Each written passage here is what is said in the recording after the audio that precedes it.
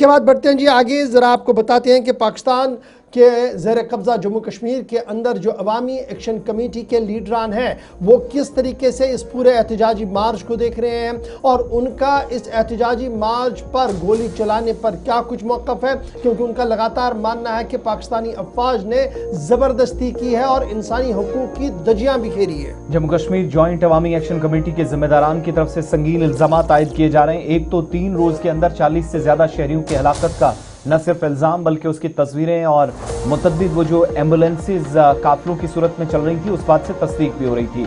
1.5 माह में हलाकतों की तादाद 90 से मुतजावज कर गई है। अब ये तादाद जब आप ऑफिशियली देखते हैं तो कुछ रिपोर्ट्स हैं जो 150 से ज्यादा बताती हैं। रावलाकोट मीरपुर में सबसे ज्यादा तशद्दुद या गुज़श्ता 24 घंटों में झड़पें देखी गई हैं। कशीदगी इसलिए उरूज पर है। इधर जो मुतअद्दिद लीडरान हैं, खासतौर से जैक के साथ जो मुंसलिक है, जो इस प्रोटेस्ट को लीड कर रहे थे, उनकी तरफ से एक बड़े और वसी क्रैकडाउन का इल्ज़ाम पाकिस्तानी अथॉरिटीज़ पर, एफसी पर, मकामी पुलिस पर या फौज की तरफ से होने वाले ऑपरेशन के ताल्लुक से जो इल्ज़ाम वो लगाए जा रहे हैं। और अब तो यहाँ तक कहा गया कि मुतअद्दिद मकामात पर जहाँ जहाँ शहरी हलाकतें हुई हैं वहाँ से न सिर्फ बॉडीज़ को छुपाने की एक कोशिश की गई बल्कि जैक के जिम्मेदारान के मुताबिक अस्पतालों से, उन इदारों से जहाँ पर लोग बड़ी तादाद में एहतजाज कर रहे थे, उन मकामात पर पाकिस्तानी फोर्सेस की कार्रवाई में यह तादाद बड़ी है। मुतासरीन की तादाद काफ़ी ज़्यादा है। इस सारी सूरत हाल के बीच में एक तो ये कन्फर्मेशन कि इंतहाई तशवीशनाक सूरत हाल पीओजेके के अंदर 3 से 4 मुख्तलिफ हिस्सों के अंदर तो ज़्यादा, जहाँ पर दूसरे मरले की तरफ हम इस वक्त जा रहे हैं या election so called Azad Kashmir में हो रहे हैं। इधर प्रोटेस्टर्स, ये एक नई तस्वीर है जहाँ पर रावलाकोट की तरफ से फायरिंग, गोलीबारी और इंतहाई तशवीशनाक सूरत हाल के बावजूद हजारों की तादाद में खवातीन, बच्चे, बच्चियां, बुजुर्ग तमाम लोग इस एहतजाज का हिस्सा बने हैं। अच्छा, कल हमने देखा कि मुख्तलिफ गवर्नमेंट स्कूल्स के जो मुलाजमीन थे वो भी रात देर गए इस मार्च का हिस्सा बने, तलबा ऑलरेडी इसका हिस्सा बने हुए हैं और इस तरीके की सूरत हाल जो है वो इंतहाई धमाका खेज़ बनी है। लेकिन कम्युनिकेशन ब्लॉकेड भी पाकिस्तान की तरफ से किया गया। बड़ी मुश्किल से ये तस्वीरें जो हैं वो पीओजेके से इस वक्त सामने आ रही हैं। पीसफुली हम लाखों अफराद जो हमारे रावलाकोट के मुफ्ती दरों से आगे बढ़े। मैं समझता हूँ कि बदतरीन जारियत की गई पाकिस्तानी फोर्सेस की जानिब से, पाकिस्तानी गवर्नमेंट की जानिब से स्ट्रेट फायर किए गए। और इसी तरह हमारी अभी जो मजमूई तौर पर हमारे जो, क्योंकि दीगर धरनों के अंदर उस तरह का टेलीफोनिक रब्ता जो है वो डिस्कनेक्ट है। 40 के करीब जो इतलात मिली हैं कि 40 के करीब अभी शहादतें, क्योंकि मीरपुर के अंदर भी शहादतें कंफर्म नहीं हो रही कि कितनी है, बहरहाल 40 के करीब शहादतें हो चुकी हैं इन 3 दिनों के अंदर और हमारे सैकड़ों अफराद जो है ज़ख्मी हो चुके हैं। मैं समझता हूँ कि इस वक्त जो बदतरीन दहशत गर्दी की गई कि वो हथियार इस्तेमाल किए गए, जो हथियार कंट्रोल लाइन पे होने चाहिए, जो हथियार हिंदुस्तान पे इस्तेमाल होते हैं, उन हथियारों का इस्तेमाल, जदीद हथियारों का इस्तेमाल। चलिए, जॉइंट अवामी एक्शन कमेटी के रहनुमाओं की तरफ से संगीन इल्जामात आयद किए जा रहे हैं। ज़रा इस पर मज़ीद बात करेंगे और कुछ मज़ीद ख़बरें भी हैं क्योंकि बैनुल-अक़वामी सतह पर भी ये मामला पहुंच चुका है। बस मोहम्मद सहील साहब हमें इस वक्त ज्वाइन कर रहे हैं मॉर्निंग शो में, पीओजेके से बराह रास्त हमारे साथ हैं। सोहेल साहब, बहुत बहुत शुक्रिया, खुशामदीद प्रोग्राम में कहेंगे। पहले तो ज़रा ये बताइएगा कि 27-28 के आसपास जो लॉन्ग मार्च शुरू किया गया था, जिसके बाद ये जुल्म और बर्बरियत हमने सड़कों पर देखा, आज 30 तारीख की सुबह तक क्या सूरत हाल एग्जैक्टली है? क्योंकि कम्युनिकेशन ब्लॉकेड के दरमियान ये बड़ा मुश्किल हो पा रहा है कि एग्जैक्टली जो सिचुएशन है वो लोगों के सामने रखी जा सके। आप ग्राउंड पर मौजूद हैं, क्या इस वक्त सिचुएशन है पीओके में? जी, बहुत बहुत शुक्रिया आसिफ जी। एक्चुअली सिचुएशन वही सेम है, इसमें कुछ चेंजेस नहीं है क्योंकि ये ऑलरेडी अनाउंस हो चुका है। क्योंकि आप देखें रावलाकोट डी चौक जो है वहां पे काफी, आप देखेंगे गोलियां चलाई गई लोगों पे। कल रात को भी काफी गोलीबारी हुई, लेकिन लोगों ने इस बार डिसाइड किया और रावला चौक डी चौक पे ऑलमोस्ट हमारा कब्जा हो चुका है। मार्च बिल्कुल कंटिन्यू है, ये जाएगा।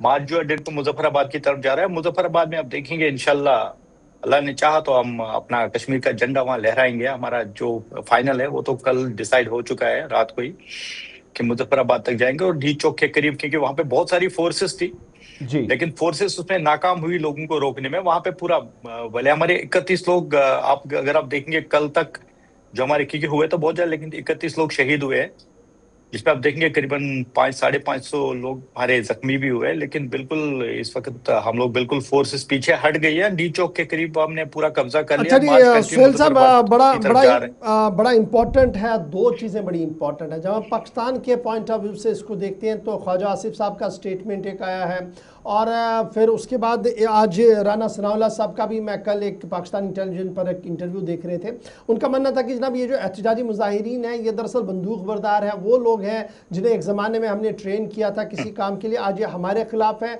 और बाज़ाब्ता तौर पर वहाँ इंसानी हुकूक या ज़रूरी चीज़ों की कोई किल्लत नहीं है, ये एक मुनज़्ज़म साजिश है। इस तरीके का इल्ज़ाम पूरी कौम पर लगा दिया गया है।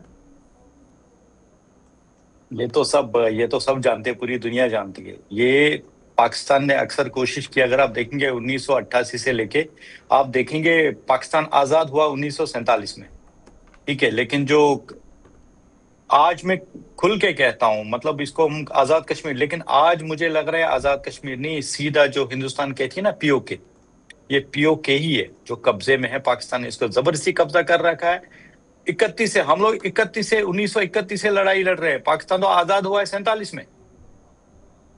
जी, अगर ये आजाद मुल्क है, हमें आजादी, आप आजादी के नाम पे हमें आजाद तो कहा गया, लेकिन आजादी के नाम पे हमारे पास कुछ नहीं है। और ये जो कह रहे हैं अभी, ये मतलब आप देखेंगे भी रिसेंटली मेरा एक डिबेट भी हुआ था, उसमें खुद कई जर्नलिस्ट ने एक्सेप्ट किया कि हमने कश्मीरी लोगों का इस्तेमाल किया, हमने उनको ट्रेन किया, आतंकवादी के लिए ट्रेनिंग दी, आतंकवादी बनाया कि हिंदुस्तान के खिलाफ या पड़ोसी मुल्क के खिलाफ आप लड़ो।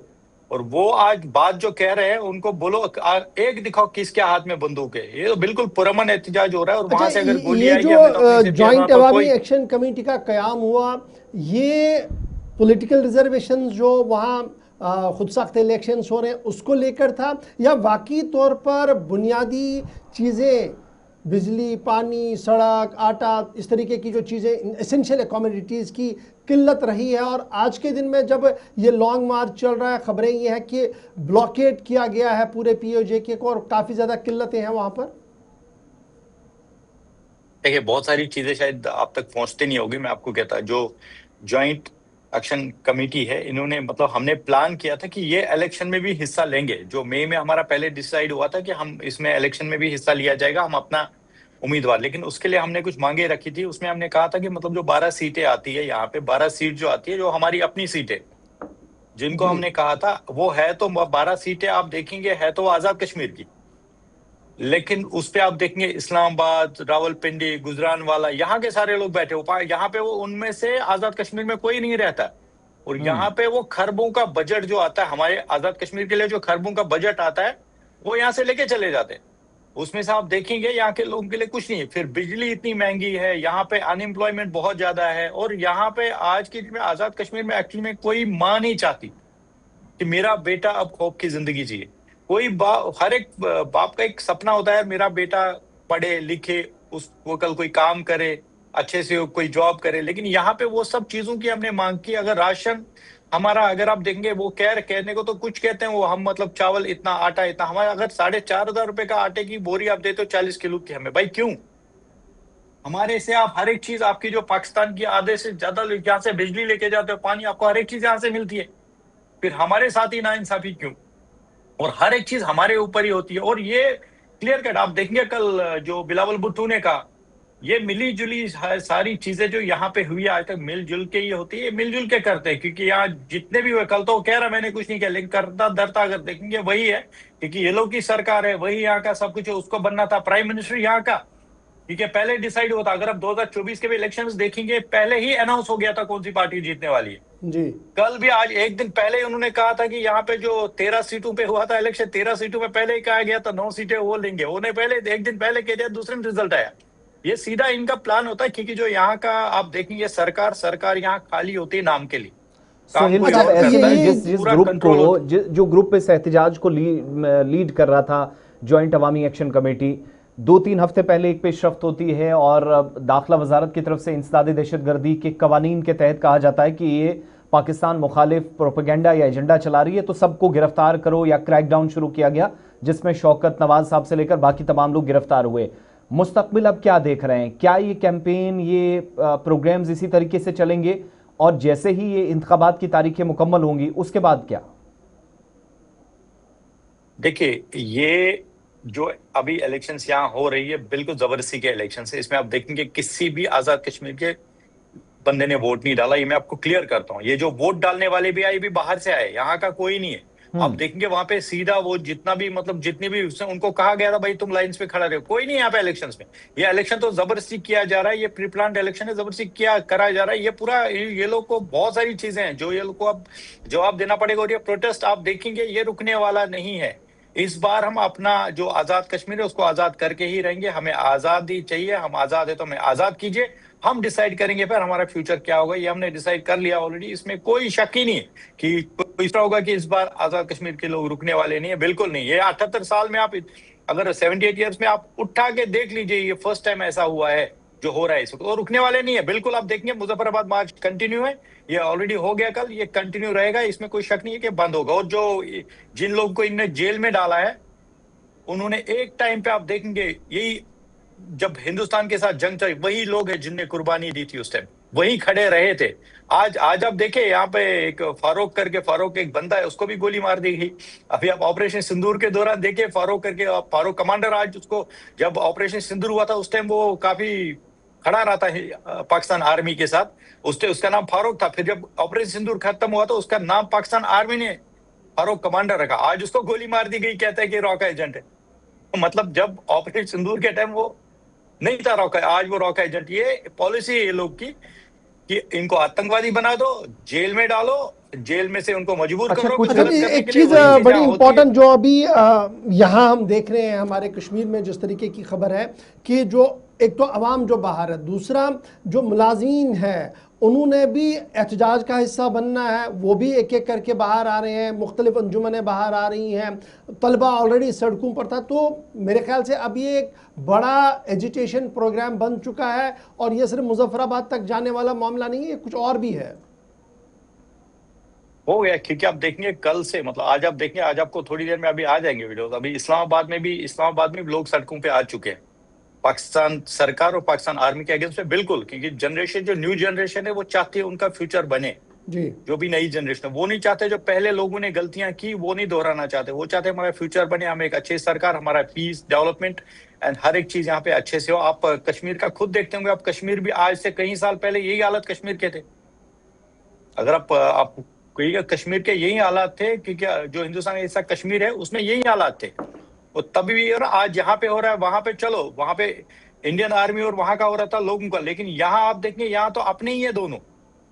चलिए बहुत शुक्रिया जी सोहेल साहब हमारे साथ ज्वाइन करने के लिए, वक्त निकालने के लिए। और पीओजे की ताज़ा तरीन सूरत हाल है क्या, उस पर गुफ्तगू फ्रॉम द ग्राउंड जीरो हमने आपको आज सुबह सुबह बता दी। लेकिन